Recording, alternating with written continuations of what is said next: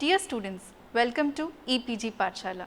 Today in this module, we will be discussing about e-waste or electronic waste. In this module, we will discuss about its definition, sources, classification, management aspects, treatment and disposal options.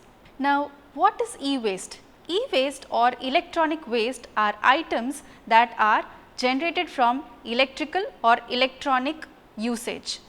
Examples can be a large appliances like refrigerators, ovens, televisions, mobile phones, personal computers, laptops, pen drives, floppies, iPads, etc.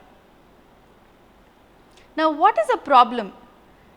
As you all know, e-waste problem is being increasing and it's gaining an alarming attention because of its environmental effects associated with it. According to World Bank report of 2012, it says the waste or e-waste generation is around 1.3 billion and it is expected to increase to up to 2.2 billion by 2025. Now, there are both developing and developed countries are facing problem of e-waste management. As I told you earlier, e-waste is gaining importance because there is lack of awareness among the public about its health and the environmental effects. Now, though it has valuable materials in it, it also is associated with lot of environmental effects. Normally, these low income group people, the rag pickers, they use these electronic waste, they dismantle it with thinking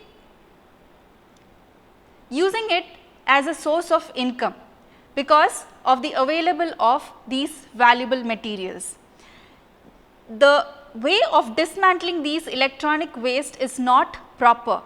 This results in a lot of toxic effects on the workers associated with dismantling these electronic waste.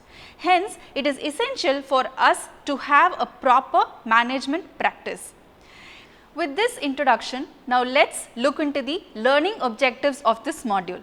The learning objectives of this module include: first, we will define what is e-waste, we will understand what are the sources of generation, what are the challenges actually involved in during e-waste generation.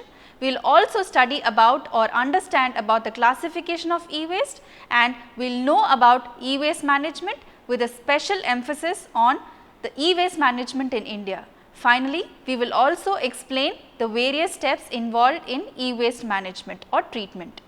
E-waste management, that is treatment. Now, what is e-waste? E-waste is otherwise or also known as electronic waste or waste electrical and electronic equipment, which is abbreviated as WEEE, or it is also called as end of life electronics, abbreviated as EOL. E-waste are electronic devices which has no longer value to its owner.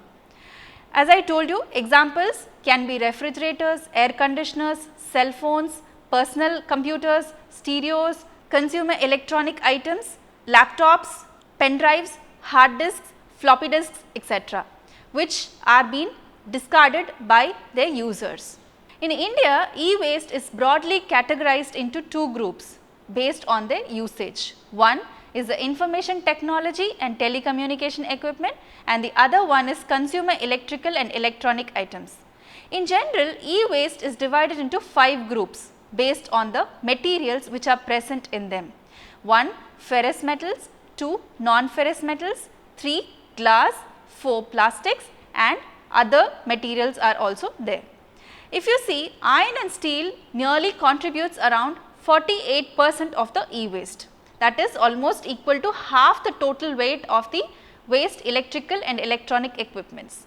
Plastic contributes to 21% of e-waste, and other non-ferrous metals contributes to around 13% of its weight.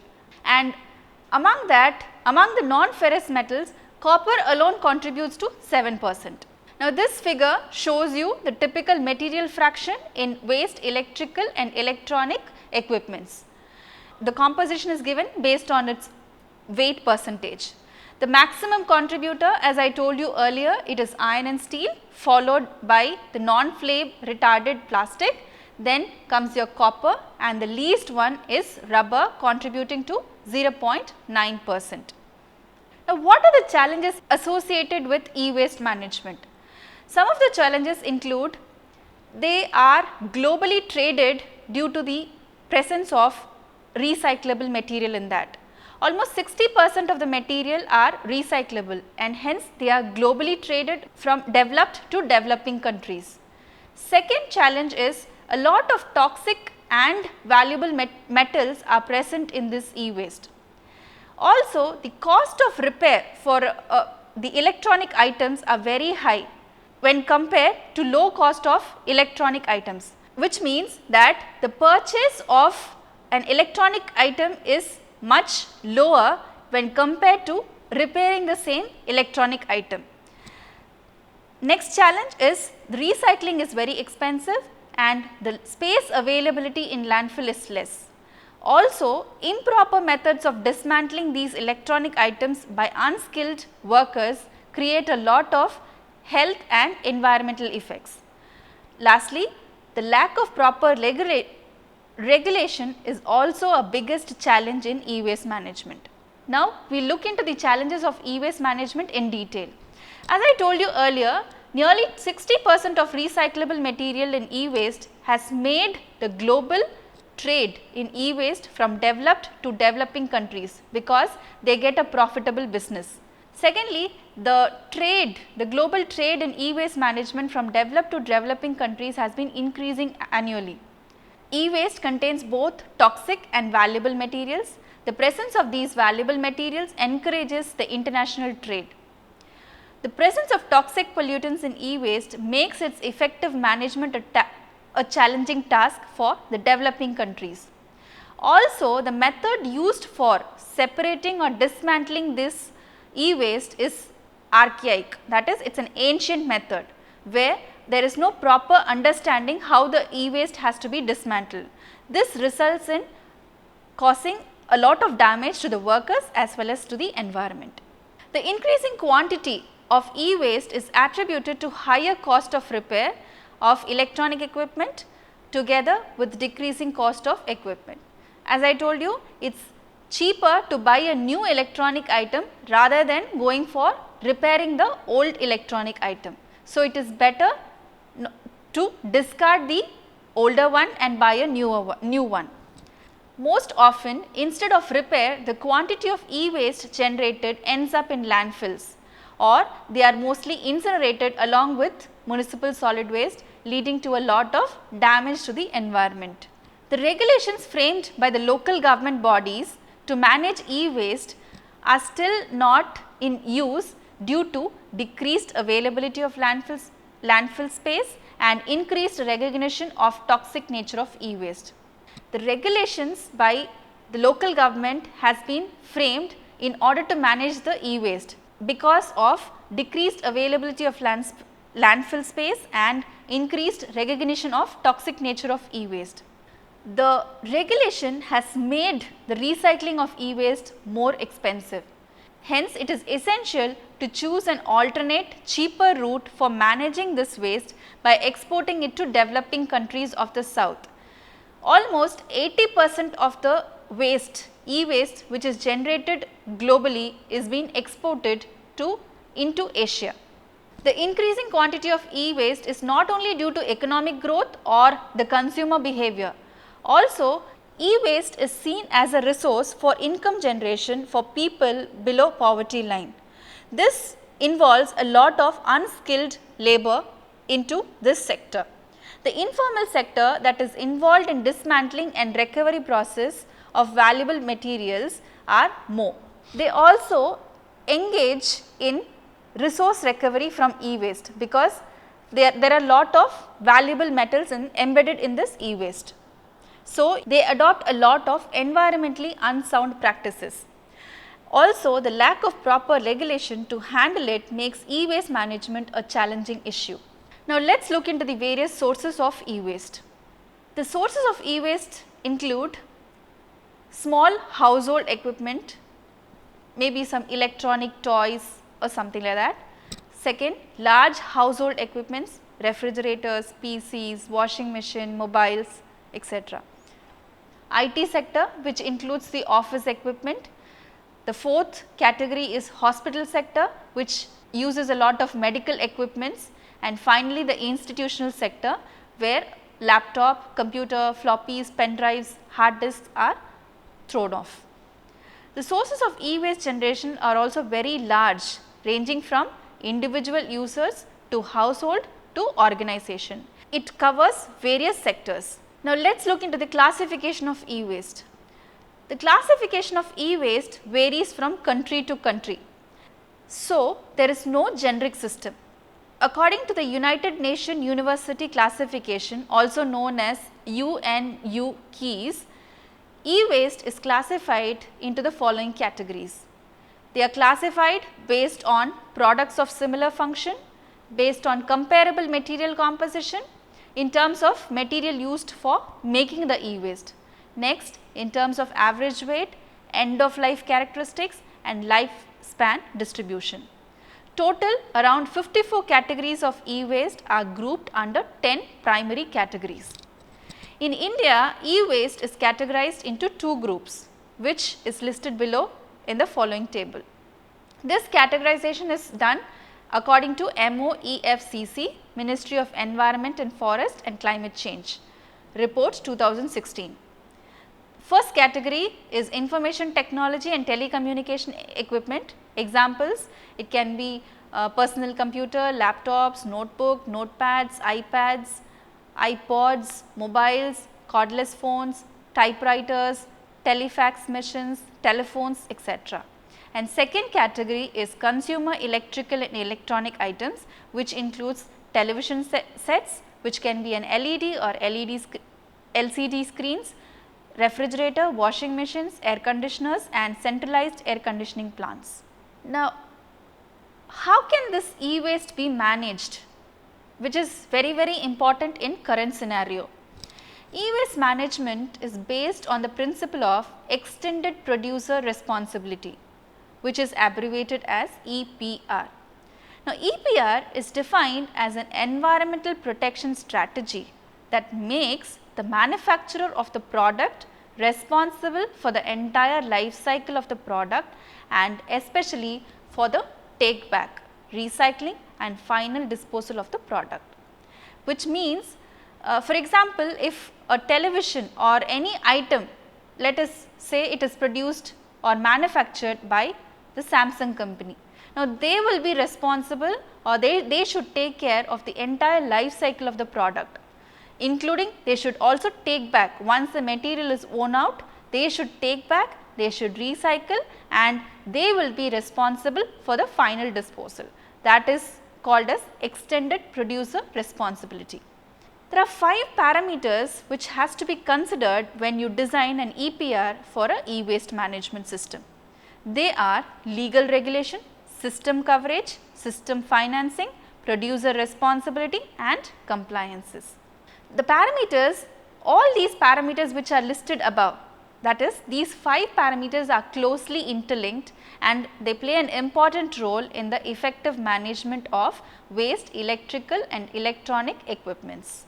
This linking of the manufacturing phase of the product with its disposal by EPR will encourage the manufacturer to go for better product design to enable easy upgrading and recycling. According to the Swiss RD, that is the Return, Taking Back and Disposal of Electrical and Electronic Equipment Act 1998, it promotes collection and recycling of e-waste and it also restricts the use of certain hazardous substances when you manufacture any electrical or electronic item. And this is being followed by many of the European Union countries. Many countries in Asia like Japan, South Korea, Taiwan also have their own regulation for tackling or managing this e-waste. In developing countries, due to lack of these regulation, it has created a serious challenge in e-waste management. Developing countries like India and China have now implemented legislation in line with European Union. That is, they have followed the legislation of European Union Waste Electrical and Electronic Equipment Directives and formulated their own legislation. In developing countries, there is a large group of participants as mentioned in the informal sector, who use the e-waste as a source of income for their everyday living. That is why a major problem in e-waste management is still existing. The informal sector make a source of living by the resource extraction from this waste through primitive backyard recycling, who cannot be ignored in e-waste management system. So, the informal sector or unskilled labor, they have to be integrated with the formal e-waste recycler, and a proper management practice should be formulated, especially in the collection of e-waste and their recycling. Now, the next important step in e-waste management is its treatment. As mentioned earlier, e-waste contains a lot of valuable materials. It contains ferrous, plastic, it also contains other non-ferrous metals, etc. Now, it is a mixture of valuable material that is recoverable and recyclable with toxic substance that needs to be safely disposed, as its treatment is also complex. E-waste requires both labor intensive manual segregation with capital intensive technical process for separation of toxic waste. They are labor intensive. That means it involves a lot of labor to dismantle this waste and segregate the valuable materials present in the e-waste. Now, handling of e-waste by beginning with manual dismantling has been recommended, as they are the best practices for waste treatment. The dismantled waste will then be segregated or separated into glass, copper, steel, aluminum, plastic and other printed circuit boards. The total content, if you see, the printed circuit board in e-waste is around 3 to 5% by weight, while the other metal, glass, plastic, etc., they constitute about 95 to 97%.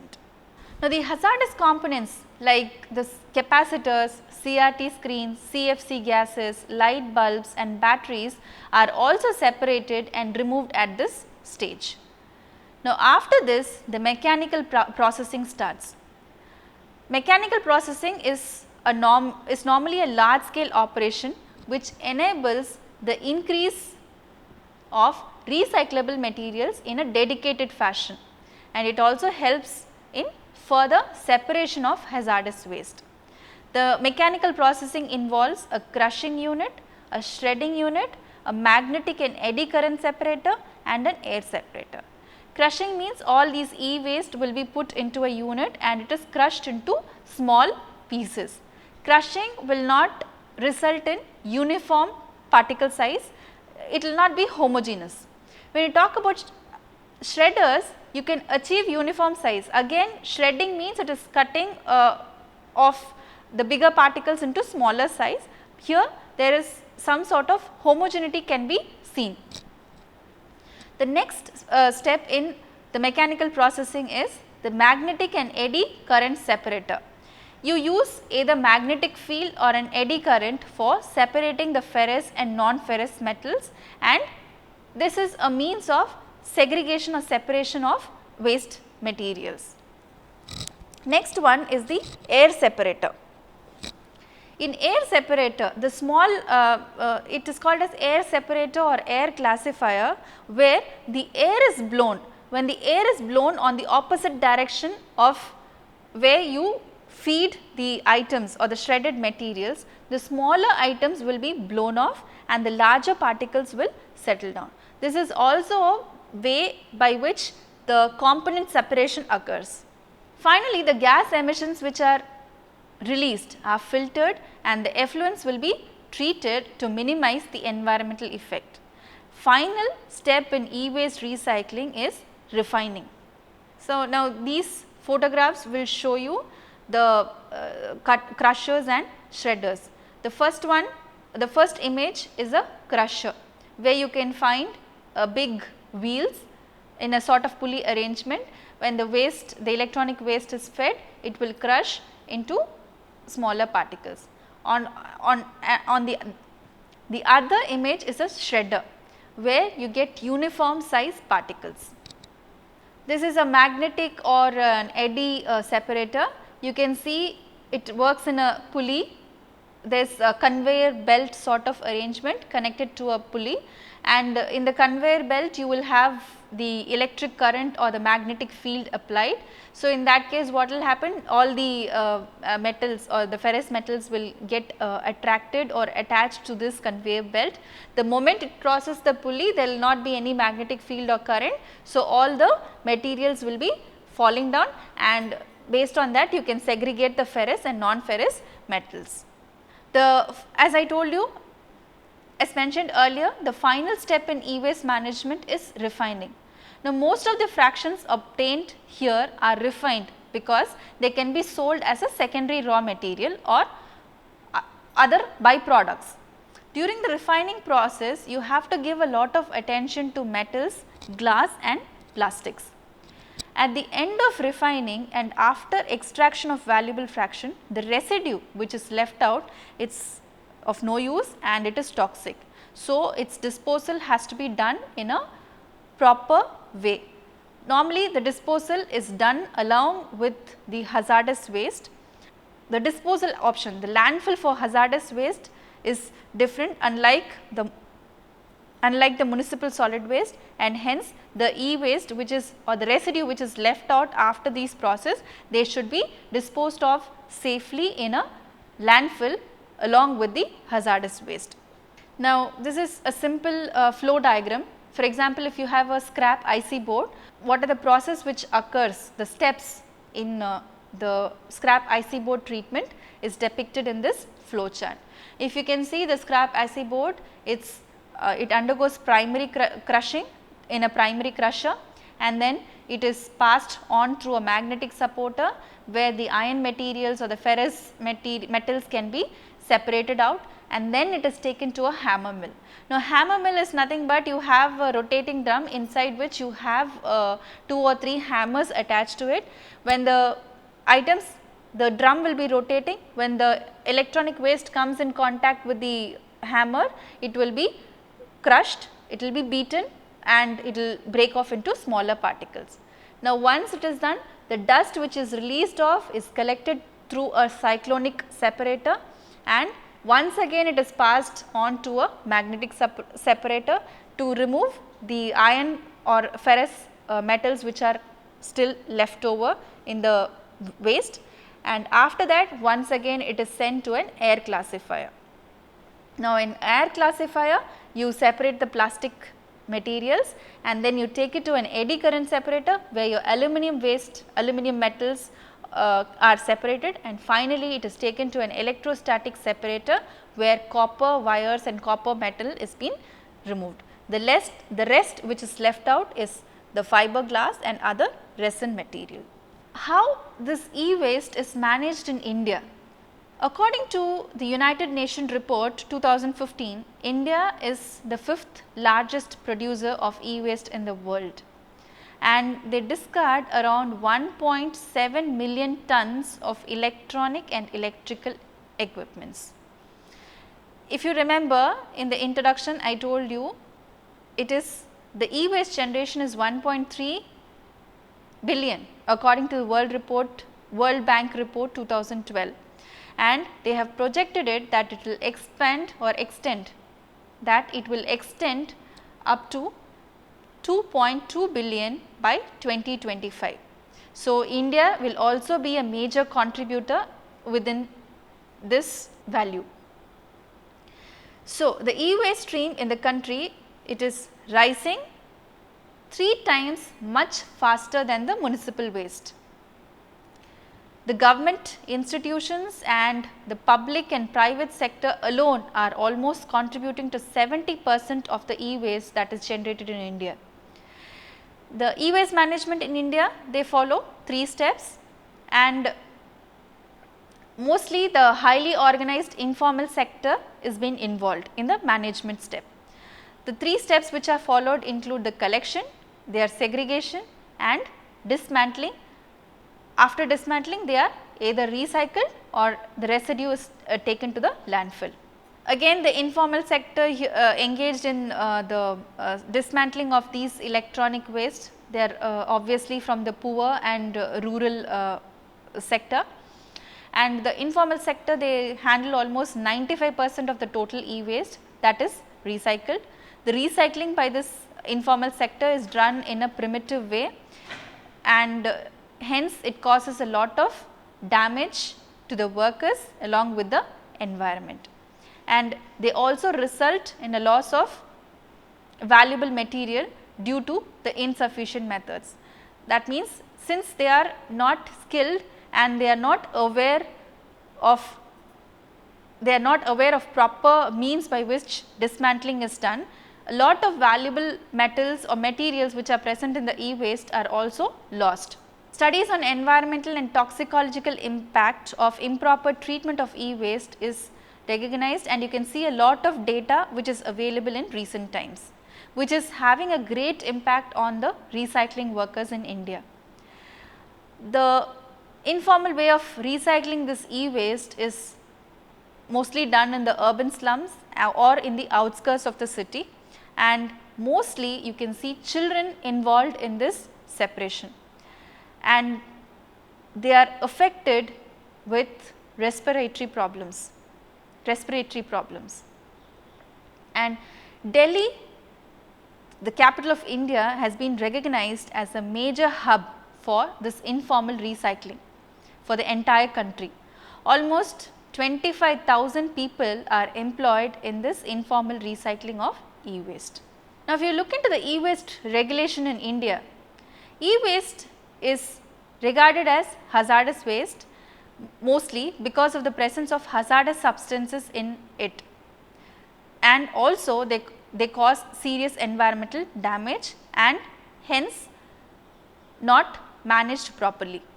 Though they have a separate rule for hazardous waste, which is the Hazardous Waste Management and Handling Transboundary Movement Rule 2008, still they have framed a separate rules for e-waste because of its unique nature.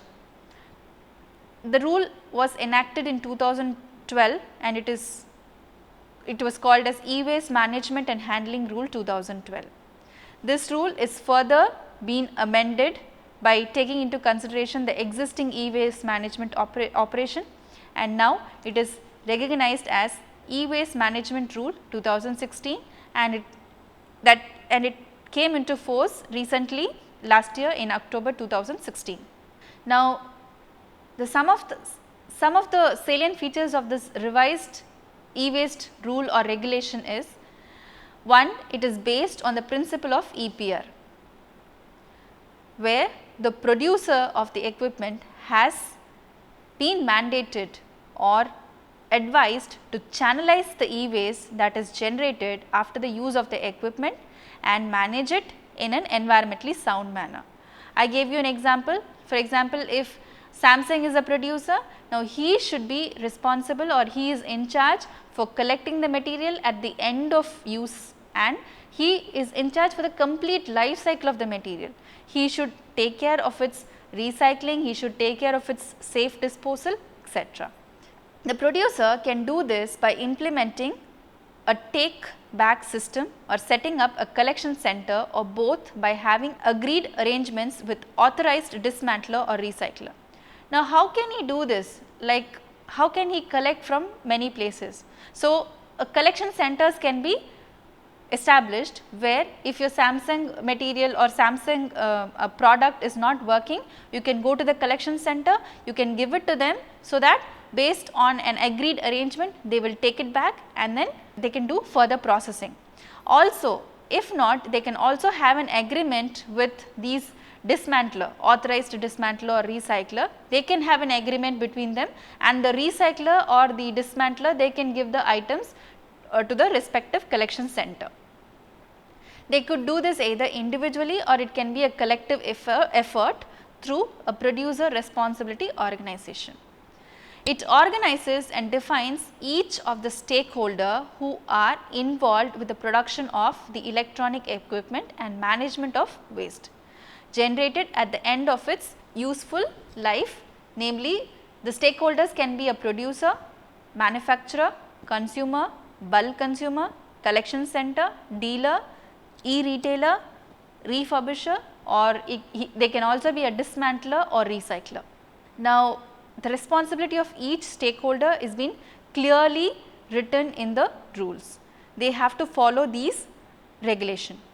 The specific targets have also been set for the producers with the expectation of managing almost 30% of the waste generated during the first 2 years of the implementation of the rule, and they also say that this target of 30% should increase to 70% within the 7th year of implementation of the rule.